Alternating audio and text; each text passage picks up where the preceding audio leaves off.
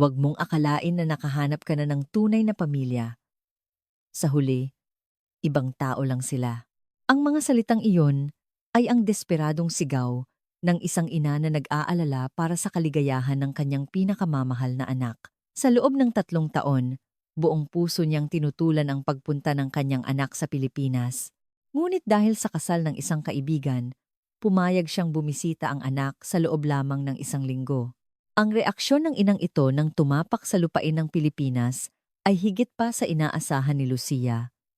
At pagkalipas ng ilang buwan, isang nakakagulat na mungkahi ang nanggaling mismo sa kanyang ina. Ano nga ba ang nagpabago sa puso ng isang inang labis na tumutol sa Pilipinas? Halina't sabay-sabay nating tuklasin ang madamdaming kuwentong ito.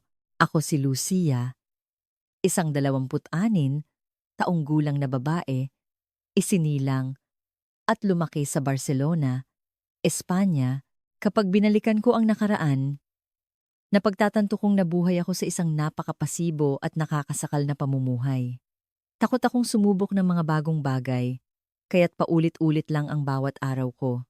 Nakatira ako sa isang lumang apartment sa distrito ng Gracia, sa Barcelona, kasama ang aking roommate na si Carmen. Isang lumang gusali na walang elevator. May 2 maliliit na kwarto, isang masikip na sala, at isang napakaliit na kusina. Ang upa namin ay nagkakahalaga ng 1,000 yen, katumbas ng humigit kumulang 500 euros kada buwan. Talagang mataas ang bilihin sa Barcelona, kaya wala kaming magawa. Nag-aral ako ng psikolohiya sa Universidad ng Barcelona. Mula pagkabata, mahilig na akong unawain ang isip ng tao at pangarap kong maging isang counselor. Tahimik at introvert ako, kaya madalas sabihin ng mga kaibigan ko, "Lucia, ang tahimik mo talaga." Ngunit mayroon akong isang mapait na nakaraan. Noong 10 taong gulang ako, naghiwalay ang aking mga magulang. Malinaw pa rin sa aking alaala ang lahat. Isang araw, bigla na lang sinabi ng aking ama bago siya umalis ng bahay, "Lucia, patawarin mo si Papa. Alagaan mong mabuti si Mama mo." Hindi ko malilimutan ang sandaling iyon. Para bang gumuho ang buong mundo ko. Mula noon, kaming dalawa na lang ni Mama Maria ang magkasama. Nagtatrabaho siya sa isang maliit na laundry shop sa sentro ng Barcelona. Isang mahirap na trabaho kung saan buong araw siyang nakatayo, nagpaplansya at nag-aayos ng mga damit. Talagang nagsakripisyo siya para mapalaki akong mag-isa. Laging sinasabi sa akin ni Mama, "Lucia, ikaw na lang ang mayroon si Mama. Maging masaya tayong dalawa." Kaya't hindi ko kailanman naisip na iwan siya. Para sa akin, napakahalaga ng pamilya. Kahit noong kolehiyo, sa bahay pa rin ako umuuwi. Karamihan sa mga kaibigan ko ay nakatira sa dormitoryo o may kasamang roommate, pero hindi ko maiwan si Mama dahil nag-aalala ako sa kanya. Mahirap ang araw-araw na 1 oras at kalahating biyahe sa subway, pero mas mahalaga para sa akin na makasama siya. Pagkatapos kong makapagtapos, naging malupit ang katotohanan. Kahit nagtapos ako ng psikolohiya, napakahirap makahanap ng disenteng trabaho dahil sa hindi magandang kalagayan ng ekonomiya ng Espanya. Halos walang bakante para sa mga bagong counselor. Mahigit 30 kumpanya ang inaplayan ko sa loob ng 3 buwan. Pero ni isang pagkakataon para sa interview ay wala akong nakuha. Sa huli, nagsimula akong magtrabaho bilang part-timer sa isang maliit na cafe sa sentro ng lungsod. Kahit 8 oras akong magtrabaho, ang kinikita ko lang ay katumbas ng 1,200 yen, humigit kumulang 750 euros. Sa ganoong halaga, imposibleng maging independent. Kaya't napagdesisyonan kong manirahan kasama ang dati kong kaklase na si Carmen. Si Carmen ay kabaligtaran ko. Nag-aral siya ng hotel management at napakasayahin at aktibong tao. Palagi siyang nakangiti at mahilig makipagkilala sa mga bagong tao. Pero kakaiba, hindi siya masuwerte sa pag-ibig. Madalas siyang magreklamo, "Lucia, bakit kaya ang malas ko sa pag-ibig?" Kahit magkaiba kami ng ugali, Maganda ang aming samahan bilang magkasama sa bahay. Magaling ako sa mga gawaing bahay at mahilig magluto kaya laging nagpapasalamat si Carmen. Lucia, ikaw ang perpektong roommate, hindi ako marunong magluto. Kaya malaking tulong ka.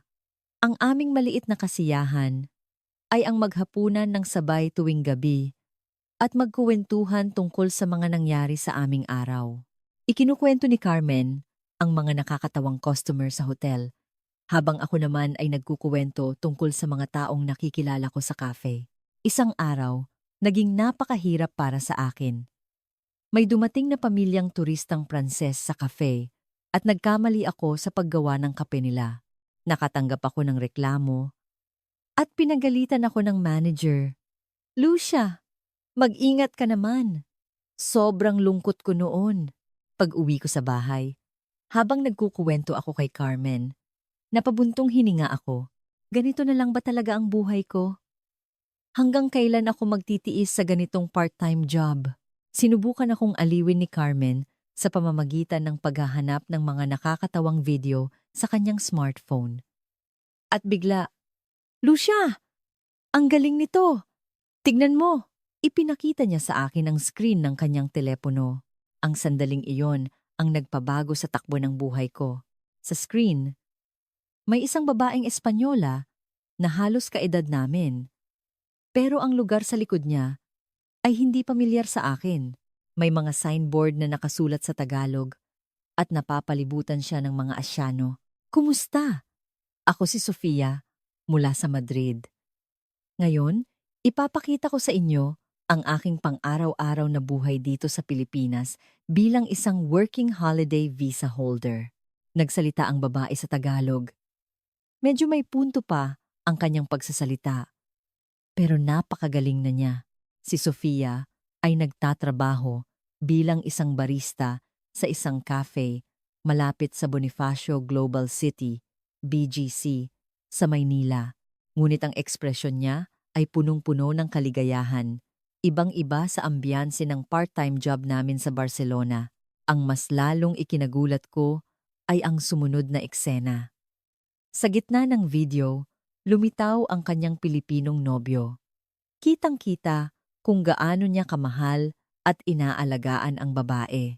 Pagkatapos ng trabaho, sinusundo niya ito sa harap ng cafe, binibitbit ang kanyang bag, at isinusuot sa kanya ang sariling jacket dahil malamig. Wow!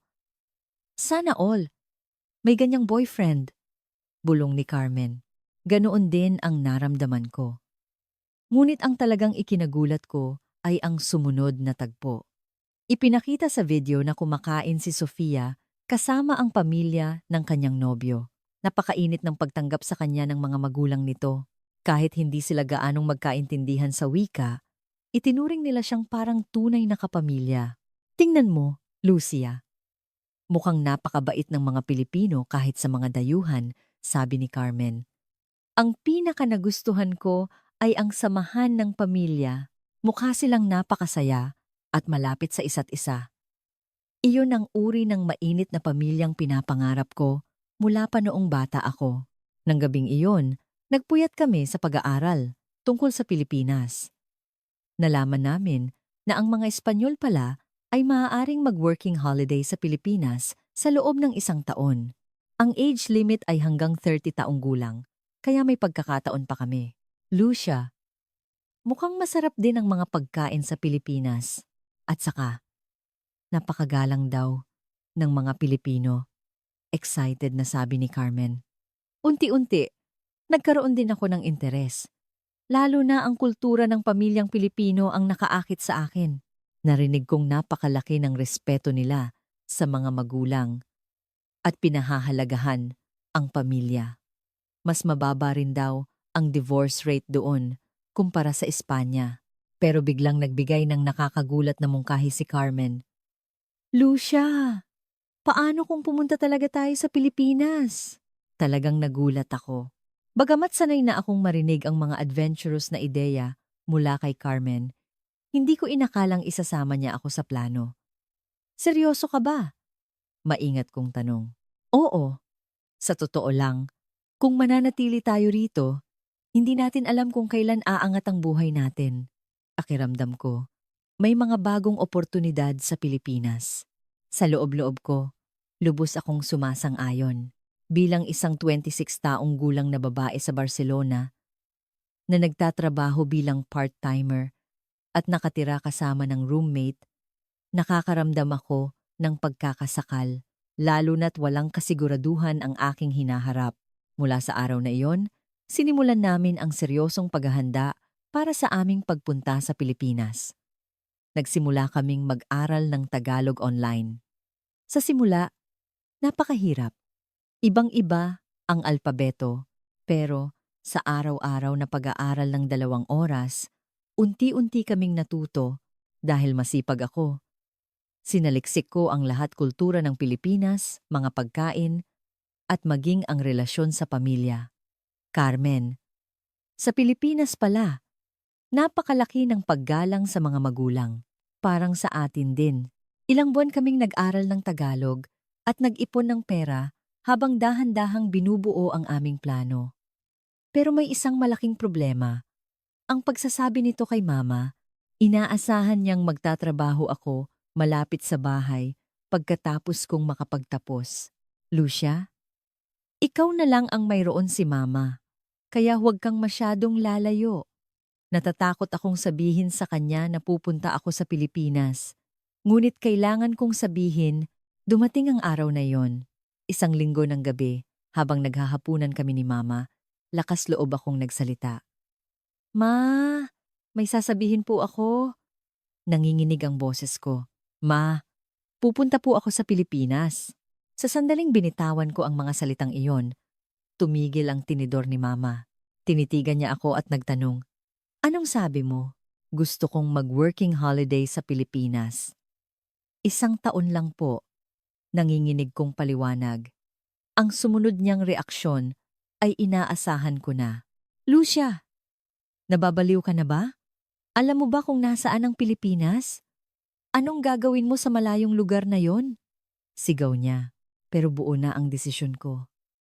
Ipinakita ko sa kanya ang mga materyales na inihanda ko sa loob ng ilang buwan at dahan-dahan siyang kinumbinsi. Sa huli, mabigat man sa loob niya, pumayag siya. At sa wakas, dumating ang araw ng aming pag-alis. Marso 2020, sumakay kami ni Carmen sa eroplanong papuntang Pilipinas. Ang 14 na oras na biyahe ay parang walang katapusan. Nanginginig ang mga kamay ko sa kaba at si Carmen ang nagpapalakas ng loob ko. Hindi ko malilimutan ang pakiramdam nang makarating kami sa Ninoy Aquino International Airport, NAIA. Napakalaki at napakalinis ng paliparan. Nang makita kong lahat ng anunsyo ay nakasulat sa Tagalog, doon ko naramdaman, nandito na talaga ako sa Pilipinas. Pumunta kami sa isang guest house na inireserba namin malapit sa Taguig. Nang sumakay kami sa tren, MRT, kakaiba ang pakiramdam. Tahimik ang lahat at nakatutok sa kanilang mga cellphone, isang malaking kaibahan sa maingay na mga tren sa Espanya. Ang unang 2 linggo ay napakahirap. Mas mahirap maghanap ng trabaho kaysa sa inaasahan namin. Dahil hindi pa kami gaanong marunong magtagalog, hindi madaling makakuha ng trabaho sa mga cafe o restaurant. Mahigit 20 lugar ang pinuntahan namin, ngunit laging tinatanggihan. Sa gitna ng aming paghahanap, isang oportunidad ang dumating. Isang maliit na restaurant ng lutong bahay sa BGC na tinatawag na kusina ni Lola ang naghahanap ng staff. Sabi ng may-ari, kahit dayuhan ay tatanggapin niya basta masipag. Sa unang araw ko sa trabaho, habang tinuturuan akong maglinis ng mesa, pumasok ang isang matangkad at mukhang mabait na Pilipinong lalaki. Maayos ang suot niyang polo shirt at mukhang malinis. Miss, para sa 1 tao lang. May bakante po ba? Tanong niya. Napakainit ng kanyang boses. Opo, dito po kayo. Sagot ko sa aking pautal-utal na Tagalog. Hindi pa po ako sanay magtagalog. Paghingi ko ng paumanhin, ngumiti siya at sinabing, okay lang po, dahan-dahan lang. Taga-Espanya po kayo, no? May punto po kasi kayong Espanyol? Nagulat ako. Paano niyo po nalaman? Nag-exchange student din po kasi ako sa Espanya noong college. Tumira ako sa Madrid ng 6 na buwan. Nakangiti niyang sagot. Mula noon, naramdaman kong may espesyal na koneksyon sa pagitan namin. Nalaman ko kalaunan na ang pangalan niya ay Leo. Taga Pampanga siya at lumuwas sa Maynila para mag-aral sa universidad. Nag-aaral siya ng architecture sa graduate school at madalas kumain sa restaurant na iyon. Lucia, kumusta ang buhay dito sa Pilipinas? Mahirap pa rin po, lalo na ang pagsasaulo ng mga pangalan ng pagkaing Pilipino. Natatawa kong sabi. Kung ganoon, tutulungan kita. Paborito ko ang lutong bahay. Madalas ako dito kasi namimiss ko ang luto ng nanay ko sa probinsya. Mula noon, naging madalas na ang pagpunta ni Leo sa restaurant. Sa simula, customer lang siya, pero unti-unti, naging parang guro ko siya sa kultura at pagkain ng Pilipinas. Lucia, itong adobo, kaparehas na kaparehas ng luto ng nanay ko. Ang sarap talaga. Habang pinapanood ko ang masayang mukha ni Leo, hindi ko namamalayan na umiinit na rin ang puso ko. May isang espesyal na bagay kay Leo. Tuwing nagkukuwento siya tungkol sa kanyang pamilya, nagniningning ang kanyang mga mata. May mga magulang ako at isang nakababatang kapatid na babae. Nasa probinsya silang lahat. At miss ko na sila. Ang pinakanagulat sa akin ay ang kuwento tungkol sa pamilya ni Leo. Ni minsan, hindi ko sila nakitang nag-away ng malala. Talagang nirerespeto at mahal nila ang isa't isa. Nang marinig ko iyon, naging komplikado ang nararamdaman ko. Naghiwalay ang mga magulang ko noong 10 taong gulang ako. Pero ang pamilya ni Leo ay tila napakasaya. Nakakainggit naman. Totoo palang may mga ganyang pamilya. Ikaw rin, Lucia. Makakabuo ka rin ng ganyang pamilya balang araw. Sigurado ako, sabi ni Leo ng buong puso. Sa sandaling iyon, nagsimulang tumibok ng mabilis ang puso ko. Makalipas ang 1 buwan, may espesyal na alok si Leo. Lucia, kung may oras ka sa darating na weekend, gusto mo bang mamasyal sa Luneta Park? Maganda ang paglubog ng araw doon ngayon. At doon nagsimula ang aming unang date. Habang nanonood kami ng sunset sa Luneta Park, napakasaya ng aming pag-uusap. Lucia, kumusta ang tagsibol sa Espanya? Maganda rin sa Espanya. Pero kakaiba ang sunset dito sa Manila Bay. Para kang nasa isang panaginip. Nang sabihin ko iyon, kitang-kita ko ang tuwa sa mukha ni Leo. Nang araw na iyon, umamin si Leo sa akin. Lucia, gusto kita. Mula pa noong una kitang makita. Alam kong espesyal ka. Gusto rin kita, Leo, sagot ko. Napakasaya ni Leo. Ang paglubog ng araw na iyon sa Luneta Park ay nananatili sa aking alaala hanggang ngayon. Samantala, si Carmen naman ay nakilala si Paulo habang nagtatrabaho sa isang guest house sa Quezon City. Tuwang-tuwa ako nang ikuwento ni Carmen. Lucia, may nakilala akong si Paulo. Napakabait at maalalahanin niya. Sa ganitong paraan, pareho kaming nakahanap ng mabubuting tao sa Pilipinas. Sa paglipas ng mga buwan, unti-unti akong nasanay sa buhay sa Pilipinas.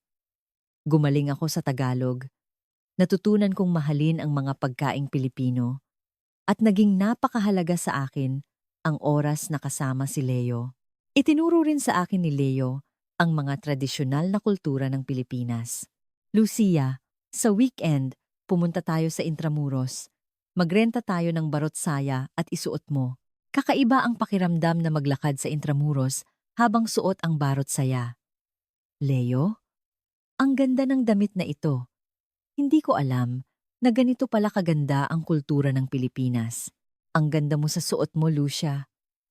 Mukha ka ng Pilipina, sabi ni Leo, at napuno ng saya ang puso ko. Madalas ding ikwento ni Leo ang tungkol sa kanyang pamilya. Napakagaling magluto ng nanay ko. Gusto ko siyang ipakilala sa iyo. Talaga? Gusto ko ring makilala ang nanay mo, Leo. Sabi ko. Tuwang-tuwa si Leo. Ngunit isang malaking pagsubok ang naghihintay sa amin. Isang araw, tumawag ang aking ina. Lucia, kailan ka uuwi? Miss na miss ka na ni Mama. Ramdam ko ang lungkot sa kanyang boses. Ma, okay lang po ako. Nakilala ko na rin ang nobyo ko, sabi ko. Ngunit biglang nagbago ang tono niya. Ano? Nobyo? Huwag mong sabihing Pilipino yan? Tumaas ang boses niya. Opo, mabait po siya. Si Leo po, at napakahalaga sa kanya ng pamilya. Lucia, mag-isip ka nga. Huwag mong akalain na nakahanap ka na ng tunay na pamilya. Sa huli, ibang tao lang sila. Umuwi ka na agad. Sigaw niya. Pagkatapos ng tawag na iyon, gulong-gulo ang isip ko. Nang sabihin ko kay Leo ang sitwasyon, sinabi niya, Lucia, naiintindihan ko ang nararamdaman ng nanay mo. Nag-aalala lang siya sa iyo. Kailangan natin ng panahon. Ngunit lalo lang tumindi. Araw-araw siyang tumatawag. Lucia, kung magmamatigas ka, baka kailangan na nating putulin ang ugnayan natin. Nang marinig ko iyon, parang dinurog ang puso ko. Mula pagkabata, si Mama lang ang kasama ko, kaya masakit marinig ang ganoong salita. Si Leo man ay nalungkot sa sitwasyon. Lucia, pasensya na. Dahil sa akin, lumala ang relasyon ninyo ng nanay mo. Hindi Leo.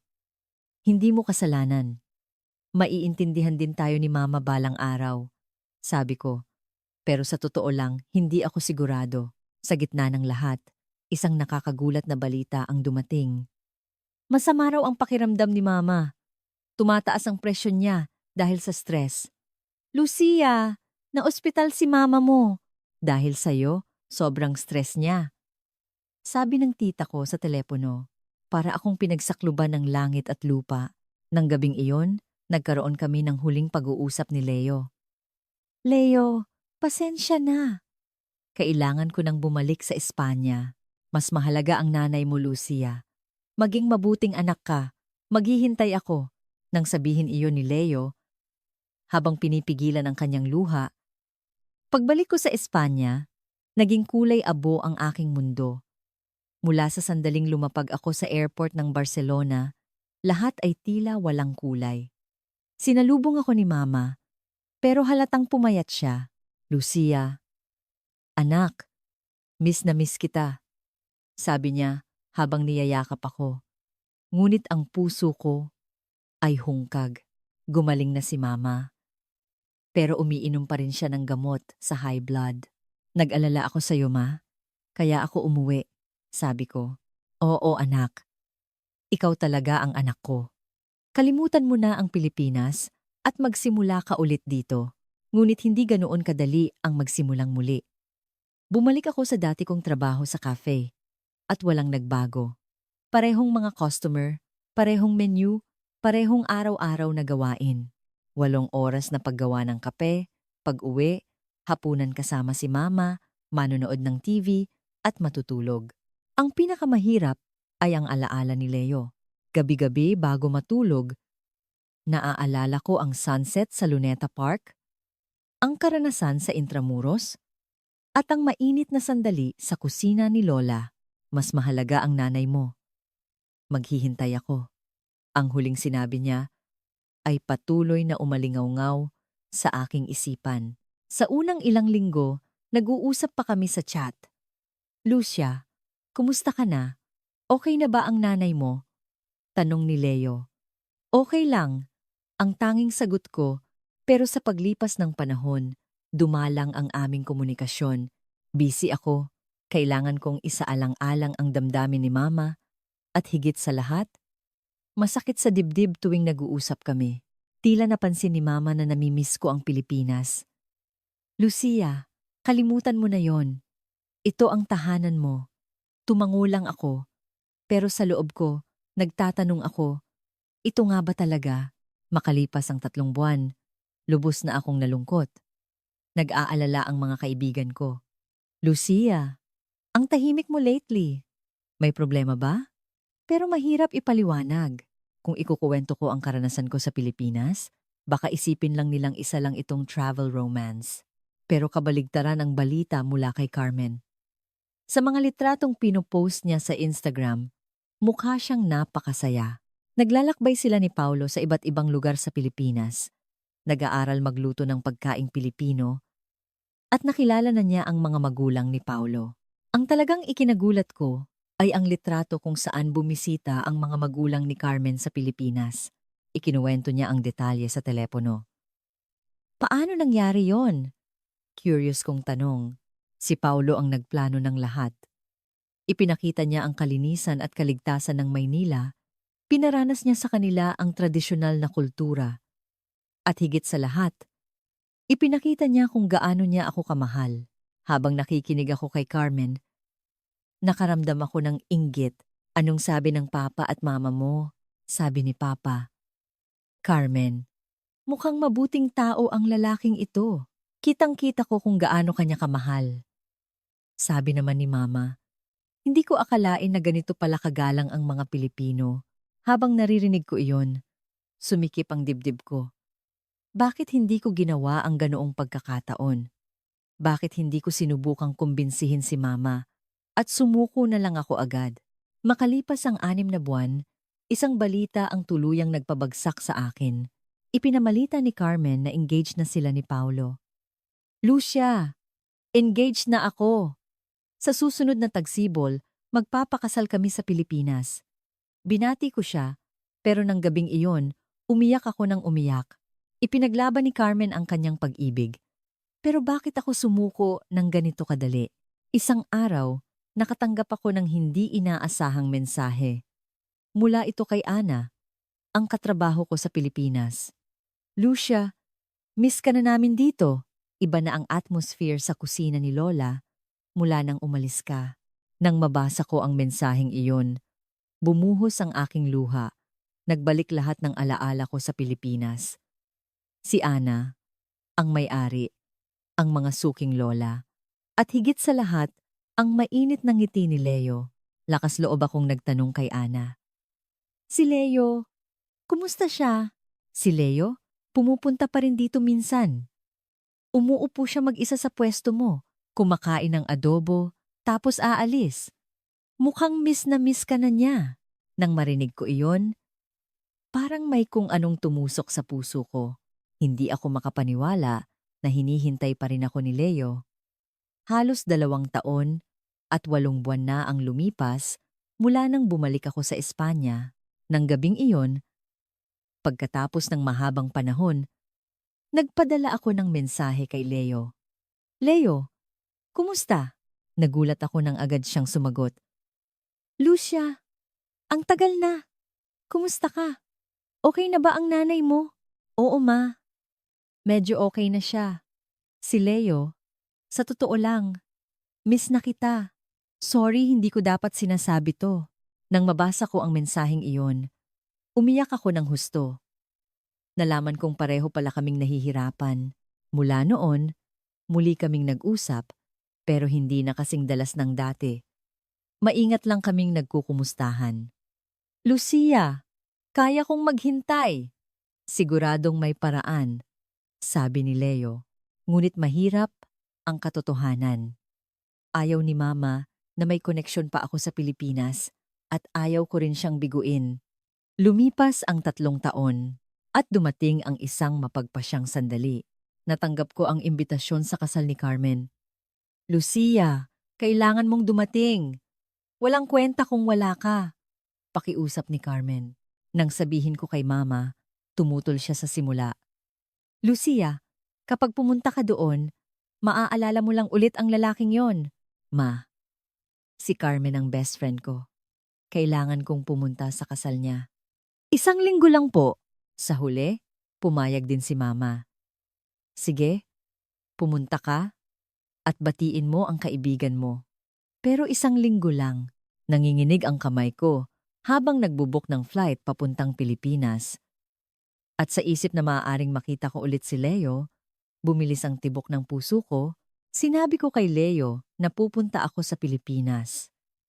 Leo, pupunta ako ng 1 linggo para sa kasal ni Carmen. Talaga? Kailan tayo magkikita? Ramdam ko ang excitement sa sagot niya. Oo, magkita tayo sa kusina ni Lola. Habang nasa eroplano, halo-halo ang emosyon ko. Pagkatapos ng 3 taon, ano kaya ang iisipin ni Leo sa akin?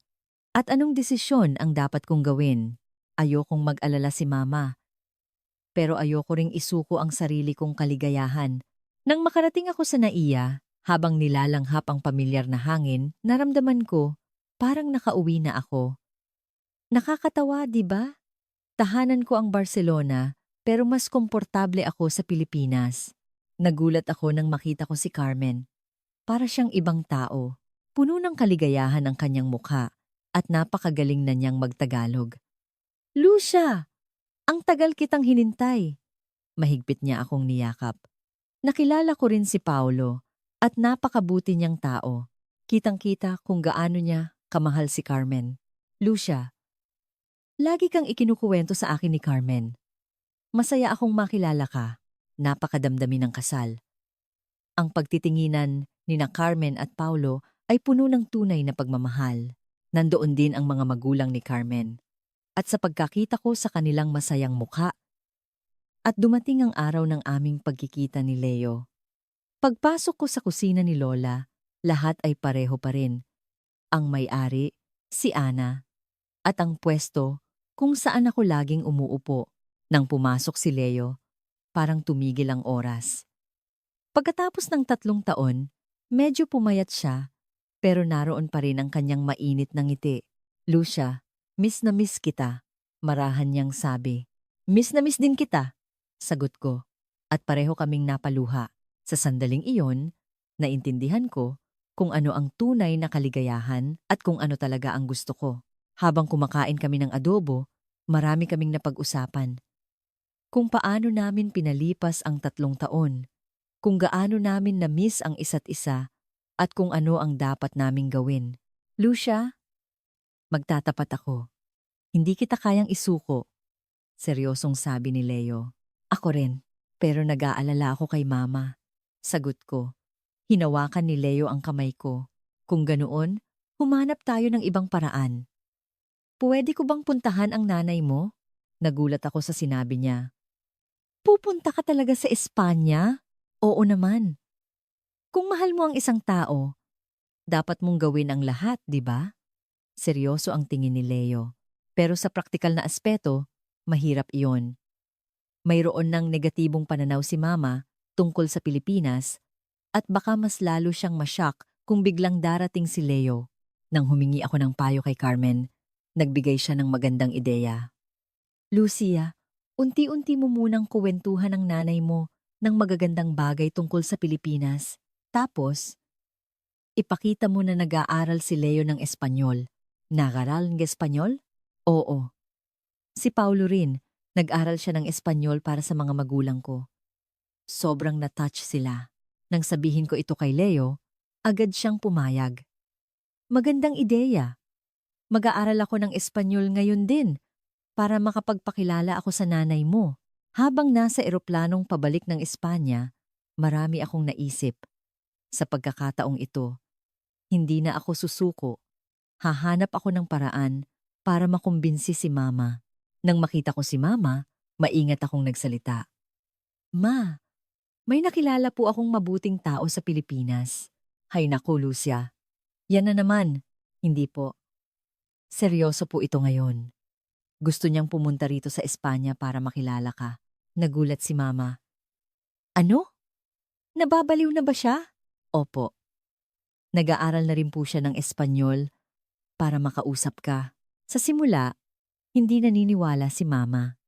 Pero nang magsimulang magpadala si Leo ng mga sulat na isinulat niya sa Espanyol araw-araw, unti-unting lumambot ang puso niya. Hola, senyora. Soy Leo. Mahal na mahal ko po si Lucia. Mga sulat na simple, pero puno ng puso. Makalipas ang 2 buwan, dumating si Leo sa Barcelona. Tuwang-tuwa ako nang makita ko siya sa airport, pero kasabay nito ang kaba. Nag-aalala ako sa magiging reaksyon ni Mama. Lucia, kinakabahan ako. Paano kung ayaw sa akin ng nanay mo? Okay lang yan. Mabait si Mama. Kailangan lang niya ng panahon. Pagdating namin sa bahay, ipinakilala ko si Leo kay Mama. Ma! Si Leo po. Magalang na bumati si Leo. Hola, señora. Soy Leo. Encantado de conocerla. Nagulat si Mama sa galing ni Leo mag-Espanyol. Hindi pa po masyado. Pero gusto ko po kayong makausap kaya nag-aral po ako. Sa loob ng 1 linggo, ginawa ni Leo ang lahat. Tumulong siya sa laundry shop ni Mama, sumama sa pamimili, at nagpaturo pa kung paano magluto ng pagkaing Espanyol. Ang talagang nagpalambot sa puso ni Mama ay ang kuwento ni Leo tungkol sa kanyang pamilya. Senyora, mahigit 30 taon na rin pong magkasama ang mga magulang ko. Lumaki po akong nakikita silang nagtutulungan sa hirap at ginhawa. Talaga?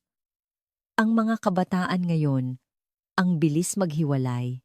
Gusto ko pong makasama si Lucia habang buhay. Dahil pinalaki siya ng isang inang tulad ninyo na nagmamahal sa kanyang anak. Sisiguraduhin ko pong aalagaan ko si Lucia.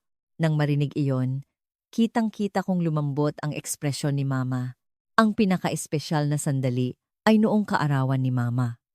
Si Leo mismo ang gumawa ng tradisyonal na cake ng Espanya bilang sorpresa. Senyora, feliz cumpleaños. Sa Pilipinas po, napakahalaga rin sa amin ng kaarawan ng mga magulang. Talagang naantig si Mama. Salamat, hindi ko inaasahan na gagawin mo ito. Nang gabing iyon, tinawag ako ni Mama at seryosong kinausap. Lucia, mukhang mabuting tao ang binatang iyon. Talaga po, Ma? Oo. Kitang-kita kong mahal ka niya at ramdam ko ang pagpapahalaga niya sa pamilya. Kung ganoon po, okay na po ba sa inyo kung pupunta ako sa Pilipinas? Nag-isip sandali si Mama. Naisip ko, tumatanda na rin ako. Hindi pwedeng ikaw na lang lagi ang iisipin ko. Gusto kong mamuhay ka kung saan ka tunay na masaya. Nang marinig ko iyon, bumuhos ang aking luha. Salamat po, Ma. Pero may kondisyon. 2 beses sa 1 taon, uuwi ka dito. At saka, bibisita rin ako sa Pilipinas. Pupunta po kayo sa Pilipinas? Oo. Sabi ni Leo, ipapasyal niya ako. Gusto kong makita kung saan titira ang anak ko. Napakasaya ni Leo. Senyora, pagdating niyo po sa Pilipinas, aalagaan ko po kayo. Gusto na rin po kayong makilala ng mga magulang ko. Sa ganitong paraan, sa basbas ni Mama, muli kaming bumalik sa Pilipinas. Sa pagkakataong ito, isa na itong tunay na bagong simula. Pagdating namin sa Pilipinas, ang una kong ginawa ay makipagkita kay Carmen. Pumunta kami sa brunch cafe na pinapatakbo niya. At napakaganda ng ayos nito. Lucia, bumalik ka na talaga. Mahigpit akong niyakap ni Carmen habang umiiyak. Oo, dito na talaga ako titira. Mabuti naman. Miss na kita. Sa cafe ni Carmen, magkakasama kaming 4 si Paulo, si Leo, ako, at si Carmen. Lucia, ngayon, tunay na pamilya na tayo, nakangiting sabi ni Paulo. Oo nga. Hindi na sa Barcelona, kundi sa Pilipinas na tayo pamilya, sabi ni Carmen habang itinataas ang kanyang baso. Itinaas ko rin ang aking baso. Oo, tunay na pamilya. Hinawakan ni Leo ang kamay ko. Lucia, ang dami nating pinagdaanan. Mula ngayon, magiging masaya na tayo. Puno ng pasasalamat ang puso ko. Makalipas ang ilang buwan, dumating si Mama sa Pilipinas. Si Leo ang nagplano ng lahat at ipinasyal niya si Mama sa Maynila. Tuwang-tuwa si Mama. Lucia, ang ganda pala dito sa Pilipinas. Malinis, ligtas, at magagalang ang mga tao. Di ba po? Masaya po talaga ako dito. Ang pagkikita ni Mama at ng mga magulang ni Leo ay napakadamdamin. Kahit hindi sila magkaintindihan sa salita, nagkaintindihan ang kanilang mga puso. Napakabuti po ng pagpapalaki ninyo sa inyong anak. Ituturing po naming pamilya si Lucia, sabi ng nanay ni Leo At napaluha si Mama. Ngayon, nakabalik na si Mama sa Espanya pero nagvi-video call kami isang beses sa isang buwan. Ngayon, Leo na ang tawag niya. Isang tanda ng kanyang buong pagtanggap. Nagsisimula na ako ng bagong buhay sa Maynila. Gumaling na ako sa Tagalog at malapit na akong kumuha ng pagsusulit para maging lisensyadong counselor. Gusto kong tulungan ang mga dayuhang babae na nahihirapan sa international marriage. Magpapakasal kami ni Leo sa susunod na tagsibol. Darating si Mama at kasama rin namin sina Carmen at Paulo. Hindi na ako makapaghintay. Ang cafe ni Carmen ay naging matagumpay at mayroon na siyang pangalawang branch. Nagkikita kami kahit isang beses sa isang linggo para magkuwentuhan. Lucia, tama talaga ang desisyon natin. Nagbago ang buhay natin nang pumunta tayo sa Pilipinas. Oo nga, mabuti na lang hindi tayo sumuko. Sabi rin ni Mama. Anak, kapag masaya ka, masaya na rin si Mama. Tuwing naririnig ko iyon, napupuno ng pasasalamat ang puso ko. Sa pagbabalik tanaw, napakarami naming pinagdaanan. May mga sandaling gusto ko nang sumuko at may mga alitan kami ni Mama. Ngunit natutunan ko ang tunay na kahulugan ng pag-ibig at pamilya. Ang sigurado ako ngayon ay ang tunay na kaligayahan ay ang makasama ang mga taong mahal mo. At natutunan ko rin na mahalagang ipaglaban ang pag-ibig na iyon. Nakuha na ni Leo ang kanyang lisensya bilang arkitekto at naging abala sa trabaho. Pero palagi niya akong inuuna. Lucia, pagod ka ba? Ipagluluto kita ng masarap. Ang kusina ni Lola ay nananatiling paborito naming lugar. Ang may-ari at si Ana ay laging sumusuporta sa aming relasyon. Lucia, mukha ka ng tunay na Pilipina. Natatawa nilang sabi. Minsan, nami-miss ko ang Barcelona. Ngunit mas mahalaga sa akin ang bagong buhay ko sa Pilipinas. Lalo na, ang hinaharap na bubuuin namin ni Leo. Kami ni Carmen ay patuloy na namumuhay ng masaya sa Pilipinas. Mas maganda pa ang buhay namin ngayon kaysa sa pinangarap namin sa Barcelona. At higit sa lahat, naging tunay kaming pamilya para sa isa't isa. Isang pamilyang hindi nabuo sa dugo, kundi sa pag-ibig at pagkakaibigan, isang tunay na tahanan.